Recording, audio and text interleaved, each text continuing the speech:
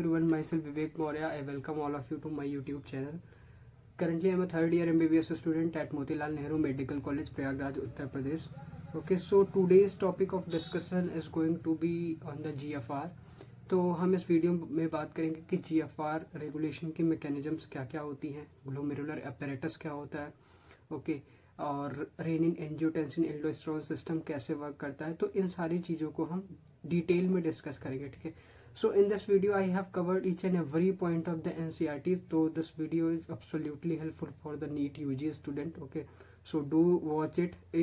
After watching this video, I can assure you कि each and every point regarding GFR will be crystal clear to you. Okay, no doubts will be left. Okay, and also let me know in the comments कि कैसा लगा ये video. ठीक है, is it helping you or not. ठीक है.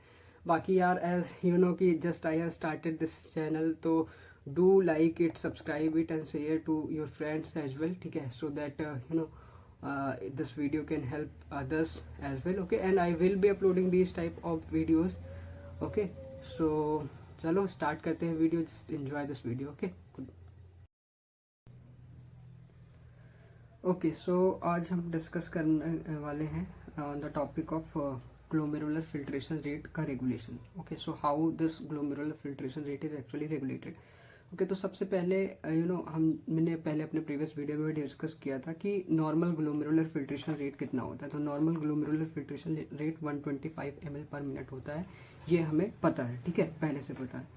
तो अब GFR का रेगुलेशन का मतलब क्या है. रेगुलेशन का मतलब ये होता है कि जो हमारा नॉर्मल GFR है 125 ml पर मिनट, ये GFR हमारा बॉडी का नॉर्मल है, तो इतना ही हमेशा रहना चाहिए. अगर इससे कम होता है GFR या इससे ज़्यादा होता है तो इसको नॉर्मल पे आना पड़ेगा. अदरवाइज बॉडी इसमें कुछ चेंजेज आएंगे विच वी डोंट वांट कि वो चेंजेज हों. ठीक है, वो चेंजेज भी हम इन ब्रीफ डिस्कस कर लेंगे लास्ट में. ठीक है, तो इसलिए GFR को मेंटेन करने की ज़रूरत होती है. तो अब GFR मेंटेन कैसे होता है. ठीक है, so I will be talking everything मतलब in relation to the NCERT. जैसे NCERT में चीज़ें बताई गई हैं, I will be discussing like that. Okay, तो अब हम डिस्कस करते हैं कि GFR किन किन मैकेनिज्म से रेगुलेट होता है. तो 3 मैकेनिज्म्स मेजर NCERT ने डिस्कस करी हैं, उन्हीं 3 मैकेनिज्म्स के थ्रू रेगुलेट होता है. सो पहला मैकेनिज्म है हार्मोनल फीडबैक मैकेनिज्म, दूसरा है जक्स्ट्रा ग्लोमेरुलर apparatus के through, and third not that extent important but yes to some extent heart भी जो है वो उसका भी इन्वॉल्वमेंट होता है. So we will see all these mechanisms one by one. तो फर्दर मूव ऑन करने से पहले हम टॉपिक पे थोड़ा सा रीनल ब्लड फ्लो और ग्लोमेरुलर फिल्ट्रेशन रेट के डिफरेंस को समझ लेते हैं. बिकॉज कई बार हमारे साथ ये प्रॉब्लम होती है या माइंड में कन्फ्यूजन रहता है कि एक्चुअली ये रीनल ब्लड फ्लो क्या है, ग्लोमेरुलर फिल्ट्रेशन रेट क्या है. तो दो कि मैंने अपने प्रीवियस वीडियो में भी इसमें थोड़ा सा डिस्कस किया था कि what is GFR and what is renal blood flow, but फिर भी यहाँ पर हम थोड़ा सा डिस्कस कर लेते हैं. तो रीनल ब्लड फ्लो का मतलब क्या होता है कि this is just a nephron का स्ट्रक्चर सिंपल सा है. Afferent arteriole, afferent arteriole, this is glomerular capillaries. ठीक है, तो ब्लड क्या होता है कि एफरेंट आर्टेरियल से इंटर करता है, देन इफरेंट आर्टेरियल से एग्जिट कर जाता है. इसके बीच में क्या होता है, हमारी ग्लोमेरुलर कैपिलरीज होती हैं जिनको हम टफ कैपिलरीज बोलते हैं. वहां से ब्लड फिल्टर होता है, वहां से ब्लड 3 मेम्ब्रेन के थ्रू फिल्टर होता है जो हमने पहले बात करी. तो वहां से फिल्टर होके कहाँ आता है ब्लड, बोमैन्स कैप्सूल में आता है. तो ये क्या है, this is the Bowman's capsule होता है हमारा, जो पता है हमें. ठीक है, this is the Bowman's capsule होता है. तो यहाँ पर जो है वो ब्लड फिल्टर होता है एंट्री और एग्जिट के बीच में. ठीक है, तो यहाँ से जो फिल्ट्रेट बनता है, यानी जो ब्लड फिल्टर होके बोमैन्स कैप्सूल के ल्यूमेन में आता है, उसको अपन ग्लोमेरुलर फिल्ट्रेट बोलते हैं. और उस रेट को, जिस रेट से वो फिल्ट्रेट बनता है, उसको ग्लोमेरुलर फिल्ट्रेशन रेट बोलते हैं.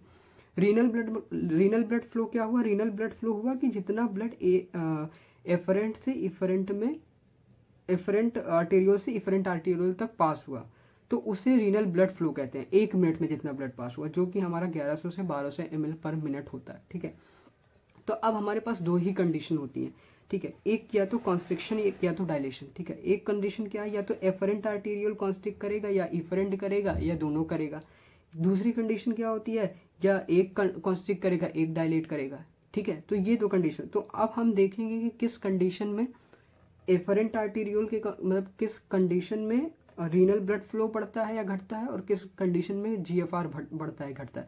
Because this is a small concept but this is important, because इसके बाद आपको फर्दर चीजें सारी क्लियर हो जाएंगी ऑटोमेटिक। ठीक है, तो अभी क्या करते हैं कि बात करते हैं कॉन्स्ट्रिक्ट। तो देखो जब एफरेंट आर्टीरियल कॉन्स्ट्रिक्ट होता है, इफरेंट कॉन्स्ट्रिक्ट का मतलब क्या है, दिस इज ल्यूमेन साइज। ठीक है, दिस इज ल्यूमेन साइज। अगर ये कॉन्स्ट्रिक्ट हो गई तो इसका ल्यूमेन कम हो गया। ठीक है, तो यहाँ से जो चीजें एंटर कर रही होंगी वो कम होगी। ठीक है, तो जैसे ये है एफरेंट आर्टीरियल, ये है इफरेंट आर्टीरियल, राइट।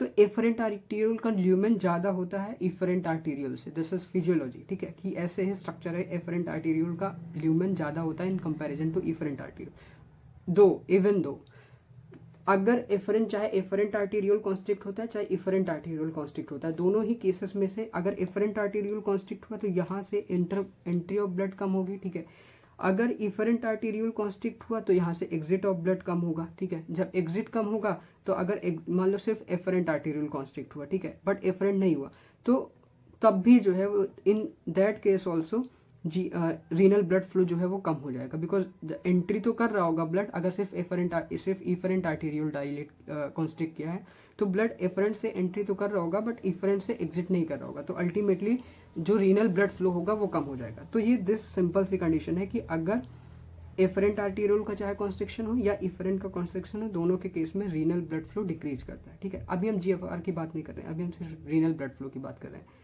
अगली कंडीशन डायलेशन की बात करते हैं। तो अगर एफरेंट आर्टीरियल का डायलेशन होता है, ठीक है, अगर एफरेंट आर्टीरियल डायलेट कर जाता है तो जाहिर सी बात है कि यहाँ जो ब्लड एंटर कर रहा होगा वो ब्लड ज्यादा एंटर कर रहा होगा। ठीक है ना, ओके, तो उस केस में रीनल ब्लड फ्लो बढ़ जाएगा। अगर इफरेंट आर्टीरियल का डायलेशन हो गया, इफरेंट आर्टीरियल डायलेट कर गया, ठीक है, इफरेंट आर्टीरियल डायलेट कर गया, तब भी क्या होगा, जो एग्जिट करने वाला ब्लड होगा, तो इफरेंट आर्टीरियल से जो एग्जिट करने वाला ब्लड होगा वो भी बढ़ जाएगा, तो अल्टीमेटली जो है वो रीनल ब्लड फ्लो बढ़ जाएगा। ठीक है, नाउ बात करते हैं इन टर्म्स ऑफ जीएफआर कि जीएफआर का क्या होगा। तो जीएफआर का क्या होगा, तो जब एफरेंट आर्टीरियल का कॉन्स्ट्रिक्शन होगा तो ब्लड की एंट्री ही कम हो गई, तो जब ब्लड एंटर ही कम हो रहा है तो जाहिर सी बात है फिल्टर कम होगा। ठीक है ना, और अगर इफरेंट आर्टीरियल का बढ़ जाता, मतलब अगर इफरेंट आर्टीरियल कॉन्स्ट्रिक्ट हो जाता है तो सोचो क्या होगा। तो यहाँ पर देखो इफरेंट आर्टीरियल कॉन्स्ट्रिक्ट हो गया, मतलब ये जो है कॉन्स्ट्रिक्ट हो गया, यहाँ से ब्लड पूरा आ रहा है, ठीक है, बट इफरेंट से निकल नहीं पा रहा है, बट एफरेंट से पूरा आ रहा है, तो मतलब बीच में कहाँ गया ब्लड, तो आ ही रहा है ना, कहाँ जा रहा है, अगर इफरेंट से नहीं निकल पा रहा है तो जाहिर सी बात है कि वो इस ग्लोमेरुलर कैपिलरीज के जो तीनों मेम्ब्रेन होती हैं, ठीक है, इनके थ्रू निकल के बोमेन्स कैप्सूल में आ जाएगा।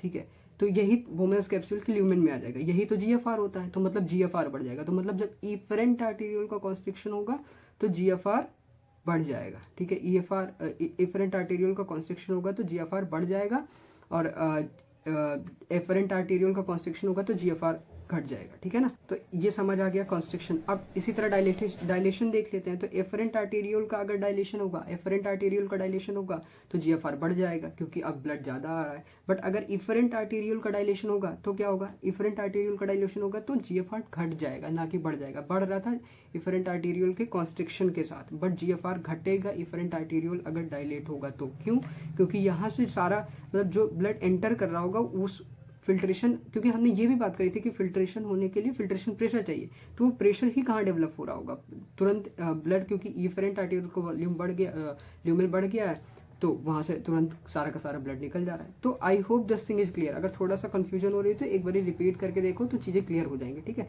Because this is the thing which we are not told most of the time, तो इसलिए रह जाती है, तो मैंने सोचा कि इसको थोड़ा सा डिस्कस कर लेते हैं। ठीक है, अब हम अपने फाइनल टॉपिक पे आते हैं, जो हमारा टॉपिक है जीएफआर रेगुलेशन। तो देखो जैसे मैंने बोला था 3 मैकेनिज्म से होता है। तो पहला हार्मोनल फीडबैक मैकेनिज्म, दूसरा जक्स्ट्राग्लोमेरुलर अपरेटस, तीसरा heart to a certain extent. सबसे पहले हम हार्मोनल फीडबैक मैकेनिज्म देखेंगे। तो इसमें क्या होता है, हाइपोथैलेमस इन्वॉल्व होता है। ठीक है, हार्मोनल मैकेनिज्म में, फीडबैक मैकेनिज्म में हाइपोथैलेमस इन्वॉल्व होता है। ओके, हाइपोथैलेमस क्या करता है, वो जो है पोस्टीरियर पिट्यूटरी से हार्मोन निकलवाता है, एंटी डायूरेटिक हार्मोन, या फिर जिसको हम एडीएच बोलते हैं, जो हम अभी आगे देखते हैं फाइनली कि हो कैसे रहा है। सो सबसे पहली चीज हम डिस्कस करते हैं, पहली मैकेनिज्म हार्मोनल फीडबैक मैकेनिज्म। ठीक है, तो हमारी बॉडी में कुछ ऑस्मो रिसेप्टर्स होते हैं जो कि एक्टिवेट होते हैं जब बॉडी में ब्लड वॉल्यूम का चेंज होता है। So what does it mean by कि चेंज इन ब्लड वॉल्यूम, तो या तो ब्लड वॉल्यूम बढ़ जाता है बॉडी का, या ब्लड वॉल्यूम घट जाता है। तो दोनों केसेस में ही हमारे जो ऑस्मो रिसेप्टर्स होते हैं उनमें एक्टिवेट होते हैं। ठीक है, तो क्या होता है, तो सबसे पहले देखेंगे कि जब ब्लड वॉल्यूम बढ़ जाता है तो क्या होगा। ठीक है, सो ब्लड वॉल्यूम बढ़ जाएगा तो क्या होगा, सॉरी सबसे पहले हम देखेंगे ब्लड वॉल्यूम घटने पे, ठीक है। सो सबसे पहले हम देखेंगे कि ब्लड वॉल्यूम घटने पे क्या होगा। तो ब्लड वॉल्यूम घटेगा, जीएफआर भी घटेगा, क्योंकि ब्लड वॉल्यूम घटेगा तो अल्टीमेटली जो है वो प्रेशर घटेगा, ठीक है, ब्लड प्रेशर घटेगा। क्योंकि हमने फिर से वही बात, ये इसलिए ये कंसेप्ट समझना जरूरी है कि जब ब्लड एंटर कर रहा था एफरेंट आर्टेरियल में और उसके बाद यहाँ से ग्लोमेरुलर फिल्टर से फिल्टर हो रहा था ग्लोमेरुलर कैपिलरीज के थ्रू, तो यहाँ पर एक प्रेशर था जिसकी हमने बात करी थी हाइड्रोस्टैटिक प्रेशर, ठीक है, जो नेट फिल्ट्रेशन प्रेशर 10 mmHg के अलोंग फिल्टर होता है। तो अगर ओवरऑल बॉडी का ब्लड प्रेशर कम हो गया तो जाहिर सी बात है कि यहाँ से ब्लड कैसे फिल्टर होगा, हाइड्रोस्टैटिक प्रेशर ही कम हो गया ब्लड का, ठीक है। तो इसलिए जो है ये जीएफआर भी कम हो जाएगा जैसे ही ब्लड वॉल्यूम कम होगा। तो अब ब्लड वॉल्यूम कम क्यों होगा, loss of fluid from the body, like haemorrhage में कोई रोड ट्रैफिक एक्सीडेंट होता है, बहुत सारा ब्लड वॉल्यूम बाहर हो जाता है बॉडी से, या डिहाइड्रेशन, एक्सेसिव स्वेटिंग के केस में। So these are the condition जहाँ पर जो है वो बॉडी से फ्लूइड का काफ़ी लॉस होता है, ठीक है। तो वो लॉस जो होता है, ठीक है, वो लॉस की वजह से जीएफआर डिक्रीज होगा। और इसकी वजह से क्या होगा, ऑस्मो रिसेप्टर्स हमारी बॉडी के स्टिमुलेट हो जाएंगे। जब वो ऑस्मो रिसेप्टर्स स्टिमुलेट हो जाएंगे तो ऑस्मो रिसेप्टर्स हाइपोथैलेमस को जो है वो स्टिमुलेट करेंगे और वहां से क्या रिलीज होगा, एंटी डायूरेटिक हार्मोन या फिर वैसोप्रेशन, ठीक है। कहाँ से ये रिलीज होता है, this is a hormone actually release from the hypothalamus, ठीक है, secreted from the hypothalamus but stored in the posterior pituitary. तो पोस्टीरियर पिट्यूटरी से ये हार्मोन रिलीज होगा फ्रॉम द न्यूरो हाइपोफाइसिस या पोस्टीरियर पिट्यूटरी से। अब ये एडीएच दो तरीके से काम करता है, जो हमारी पहली और मेन मैकेनिज्म होती है वो डिस्कस करते हैं। ये क्या करता है, हमने ये फिर से पिछली वीडियो में डिस्कस किया था कि ये फैसिलिटेट करता है वाटर रीअब्जॉर्प्शन को from the latter part. NCERT की लाइन, डिक्टो एनसीईआरटी की लाइन मैंने लिखी है यहाँ पर ताकि तुम्हें क्वेश्चंस करने में दिक्कत ना हो। तो लेटर पार्ट मतलब डीसीटी और कलेक्टिंग ट्यूब्यूल से वाटर का रीअब्जॉर्प्शन करता है, और जब वाटर का रीअब्जॉर्प्शन करेगा तो बॉडी वॉल्यूम मेंटेन होगा, वाटर लॉस प्रिवेंट होगा जिसको हम प्रिवेंट डायरेसिस, और इस तरीके से जीएफआर इंक्रीज हो जाएगा या बोले तो नॉर्मल आ जाएगा, ठीक है। तो ये पहली मैकेनिज्म थी जिससे एडीएस जिससे जीएफआर का मेंटेनेंस होता है थ्रू एडीएच। दूसरी तरीके से भी एक एडीएच काम करता है, वैजोकॉन्स्ट्रिक्टरी इफेक्ट होता है इसका ब्लड वेसल्स पे बॉडी के, ठीक है। तो वैजोकॉन्स्ट्रिक्टरी इफेक्ट होता है तो मतलब कि ये जो आर्टरीज हैं, जो आर्टरीज दिख रही हैं, इनको कॉन्स्ट्रिक्ट कर देता है, ठीक है, एडीएच को कॉन्स्ट्रिक्ट कर देता है ओवरऑल बॉडी की जो आर्टेरियोल्स, स्मॉल आर्टेरियोल्स होते हैं, तो ब्लड प्रेशर बढ़ जाता है। तो जैसे ही ब्लड प्रेशर बढ़ेगा जीएफआर इंक्रीज हो जाएगा। अब तो ये चीज़ आराम से समझ में आ रही होगी क्योंकि मैंने पहले ही डिस्कस कर लिया कि क्या मतलब होता है ब्लड प्रेशर बढ़ने से जीएफआर में क्यों फर्क पड़ता है और कैसे कैसे रीनल ब्लड फ्लो और क्या होता है और जीएफआर क्या होता है। तो अभी चीज़ें बिल्कुल क्लियर हो रही हैं, इसलिए मैंने ऐसे थोड़ा सा वहाँ पे टाइम दिया उस टॉपिक पे, क्योंकि उसके बाद ये चीज़ें आसान हो जाती है, बस वो दिक्कत वहीं तक आती है, ठीक है। अगली ये हो गई जीएफआर डिक्रीज होने की मैकेनिज्म, तो ये हुआ, ठीक है। अब अगर बॉडी वॉल्यूम किसी तरीके से बढ़ गया, ठीक है, जीएफआर उस केस में इंक्रीज हो जाएगा, तो उस केस में जो ऑस्मो रिसेप्टर होंगे वो इनहिबिट हो जाएंगे, ठीक है, यानी स्विच ऑफ हो जाएंगे। एनसीईआरटी में लिखा ऑस्मो रिसेप्टर स्विच ऑफ हो जाएंगे। उसकी वजह से क्या होगा, हाइपोथैलेमस को इनहिबिट करेंगे, हाइपोथैलेमस से कोई एडीएच नहीं रिलीज होगा, एडीएच नहीं रिलीज होगा तो वाटर का रीअब्जॉर्प्शन नहीं होगा डिस्टल पार्ट से, वाटर का रीअब्जॉर्प्शन नहीं होगा तो जीएफआर नॉर्मल हो जाएगा, दैट्स सिंपल, ठीक है। अगला जो मैकेनिज्म है, ठीक है, ये पहली मैकेनिज्म थी जिससे जीएफआर का रेगुलेशन हो रहा था, सॉरी, ओके। अगली मैकेनिज्म है जक्स्टाग्लोमेरुलर अपैरेटस के through. So this is again a point जहां पर थोड़ा सा ध्यान देने की जरूरत है। जीएफआर तो रास सिस्टम होता है, रेनिन एंजियोटेंसिन एल्डोस्टेरोन सिस्टम, जिसके थ्रू ये वर्क करता है। क्या होता है, तो इस रास सिस्टम में एक हमारे पास जेजीए अपैरेटस होता है, जक्स्टाग्लोमेरुलर अपैरेटस, ठीक है। कहाँ पर प्रेजेंट होता है ये इंपॉर्टेंट है, ठीक है। तो एनसीईआरटी में एक लाइन लिखी है और ये बड़ी important लाइन है, cellular modification, what is JGA, cellular modification in DCT and afferent arteriole at location of their contact. अब गलती कहाँ से क्वेश्चन में कराते हैं, एमसीक्यू में या फिर स्टेटमेंट वाइज क्वेश्चन में, कि ये सेलुलर मॉडिफिकेशन कहाँ होते हैं, डीसीटी में और एफरेंट आर्टेरियोल में। तो क्वेश्चन में इफरेंट आर्टेरियोल दे सकते हैं, डीसीटी की जगह पीसीटी दे सकते हैं, तो इसलिए ये पॉइंट इंपॉर्टेंट है ध्यान देना कि डीसीटी और एफरेंट आर्टेरियोल में मॉडिफिकेशन होता है, ठीक है। अब कैसे, अब इसमें मतलब इस जेजीए अपैरेटस में ओवरऑल 3 स्ट्रक्चर्स या 3 सेल्स पाई जाती हैं। एक मैकुला डेंसा सेल्स होती है, एक जक्स्टाग्लोमेरुलर सेल्स होती हैं, एक एक्स्ट्रा ग्लोमेरुलर मेजेंजियल सेल्स होती है, ठीक है। अगर बाकी दोनों नहीं याद हो रही तो एटलीस्ट जेजी सेल्स तो याद रहना इंपॉर्टेंट है, ठीक है, बिकॉज ये इसी चीज़ को एनसीईआरटी में कैरी फॉरवर्ड करके बताया डिटेल में, ठीक है। मैकुला डेंसा एडिनोसिन सेक्रेट करता है, याद रहता है तो इट्स ओके, नहीं तो कोई बात नहीं। बट ये जो जक्स्ट्रा ग्लोमेरुलर सेल्स होता है, दिस जक्स्ट्रा ग्लोमेरुलर सेल जो होते हैं वो रेनिन सेक्रेट करते हैं, ठीक है।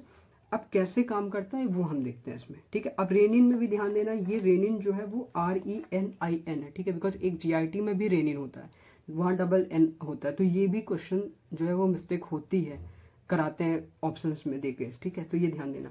अब GFR डिक्रीज हुआ, ठीक है, इन एनी केस अगर GFR डिक्रीज होता है, GFR डिक्रीज होगा तो क्या होगा, JGA juxta glomerular apparatus activate हो जाएगा, ये रिलीज करेगा रेनिन। रेनिन कहाँ से रिलीज होगा, जो हमारी सेल्स थी जक्स्ट्रा ग्लोमेरुलर सेल्स, वहां से रेनिन रिलीज होगा।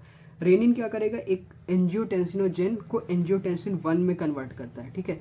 अब एंजियोटेंसिन 1 एंजियोटेंसिन 2 में कन्वर्ट होता है by the enzyme angiotensin convertase enzyme, जो कि लंग से रिलीज होता है, ठीक है। फिर एंजियोटेंसिन 2 दो मैकेनिज्म से काम करता है, जैसे वहाँ ADS दो मैकेनिज्म से काम कर रहा था, वैसे एंजियोटेंसिन भी दो मैकेनिज्म से काम करता है।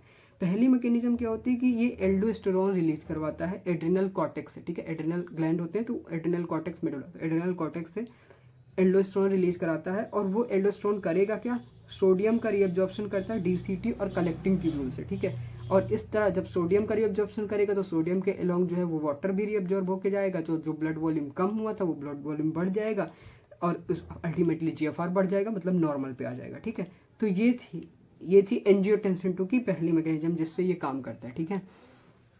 दूसरी मैकेनिज्म क्या है, वेजो कंस्ट्रिक्शन कराता है, ये भी वेजो कंस्ट्रिक्शन कराता है, और वेजो कंस्ट्रिक्शन कराएगा तो ग्लोमेरुलर ब्लड फ्लो प्रेशर बढ़ जाएगा, और फाइनली मतलब नॉर्मल पे आ जाएगा GFR। अब लेकिन यहाँ से थोड़ा सा एक इम्पॉर्टेंट पॉइंट है, ठीक है, कि देखो अब हमारे दिमाग में एक क्वेश्चन आना चाहिए कि एफरेंट मतलब अगर ग्लोमेरुलर फिल्ट्रेशन वेजो कंस्ट्रिक्शन करा रहा है, मतलब एंजियोटेंसिन 2 वेजो कंस्ट्रिक्शन करा रहा है, तो वो तो एफरेंट आर्टेरियल का भी वेजो कंस्ट्रिक्शन कराएगा, इफरेंट का भी कराएगा, तो फाइनली तो हमारा रीनल ब्लड फ्लो ही कम हो जाएगा, तो GFR बढ़ा कैसे, ठीक है। तो ऐसा नहीं होता है, ऐसा इसलिए नहीं होता कि देखो एफरेंट आर्टेरियल पे क्या होता है कि कुछ लोकली प्रोड्यूस हार्मोन होते हैं, जैसे प्रोस्टासाइक्लिन वगैरह, ठीक है, ये जानने की जरूरत नहीं है तुम्हें, जस्ट फॉर नॉलेज थोड़ा सा बता रहा हूँ कि प्रोस्टासाइक्लिन हार्मोन रिलीज होते हैं लोकली, जो कि वेजो डायलेटर होते हैं, तो ठीक है, ये वेजो डायलेट कर मतलब ये एफरेंट आर्टेरियल को डायलेट करके रखते हैं, ठीक है। तो इसलिए एंजियोटेंसिन 2 काम करता है तो इफरेंट आर्टेरियल को ही मेनली कॉन्स्ट्रिक्ट कर पाता है, क्यों, क्योंकि इफरेंट आर्टेरियल पे कोई वेजो डायलेटरी इफेक्ट नहीं है लोकल, बट इफरेंट पे है, तो इफरेंट ऑलरेडी डायलेटेड है, तो एंजियोटेंसिन 2 ने काम भी किया तो बहुत ही थोड़ा सा जो है उसको कॉन्स्ट्रिक्ट कर पाया, तो ना के बराबर। तो इसलिए मेन जो कॉन्स्ट्रिक्शन होता है इफरेंट का होता है, और जैसे ही इफरेंट का कॉन्स्ट्रिक्शन होगा GFR बढ़ जाएगा, ठीक है, मेंटेन हो जाएगा नॉर्मल। तो ये मैकेनिज्म थी RAAS system, this whole thing is called as RAAS system. अगला चीज आता है हार्ट। हार्ट कैसे मेंटेन करता है, ठीक है, तो ये इसका बहुत बड़ा रोल नहीं है, but to a certain extent as written in NCERT, ठीक है। तो जब भी कभी ब्लड वॉल्यूम बढ़ेगा तो ब्लड फ्लो जो है वो एट्रिया को बढ़ जाएगा, एट्रियम ऑफ द हार्ट को ब्लड फ्लो बढ़ जाएगा, तो उसमें भी स्ट्रेच रिसेप्टर्स होते हैं, तो उस जब ब्लड वॉल्यूम, जैसे ये एट्रिया, तो ब्लड वॉल्यूम बढ़ा तो ये एट्रिया डायलेट करेगा, तो स्ट्रेच होगा, तो उसकी वजह से एक हार्मोन रिलीज होगा एट्रियल नाइट्रियोटिक फैक्टर, जिसको ANF बोलते हैं। ये क्या कराता है, ये वेजोडाइलेशन कराता है, वेजोडाइलेशन कराएगा। अब तक तो इस चीज में बिल्कुल क्लियर हो गया होगा कि वेजोडाइलेशन वेजो कंस्ट्रिक्शन, वेजोडाइलेशन कराएगा, GFR घट जाएगा, GFR घट के नॉर्मल पे आ जाएगा, मतलब जो बढ़ा हुआ था अभी नॉर्मल हो जाएगा, ठीक है। तो ये तीसरी मैकेनिज्म थी एंड फाइनल मैकेनिज्म। तो ANF जो होता है, ANF mechanism is a check on RAS system, this is written in NCERT in the last paragraph. तो ANF mechanism is a check on RAS system का मतलब क्या है कि अब जैसे हमने पढ़ा रास सिस्टम, तो रास सिस्टम अगर रास सिस्टम, ये सोचो कि रास सिस्टम अगर हमेशा कम काम करता रहा, देखो तो ये फाइनली GFR को बढ़ा रहा है, फिर GFR को बढ़ा, तो इस तरीके से GFR कम होगा ही नहीं कभी, तो कोई एक एक्टिविटी होनी चाहिए जो उसको डिक्रीज करके रखे, चेक रखे उस पर, तो वही ANF मैकेनिज्म होता है, ताकि जो रास सिस्टम की हाइपर एक्टिविटी ना होने पाए, अदरवाइज GFR काफी ज्यादा बढ़ जाएगा, ठीक है ना। तो दिस चेक्स ऑन अ रास system, so that's that for this topic, okay, चलो bye, and yes, thank you for watching this video.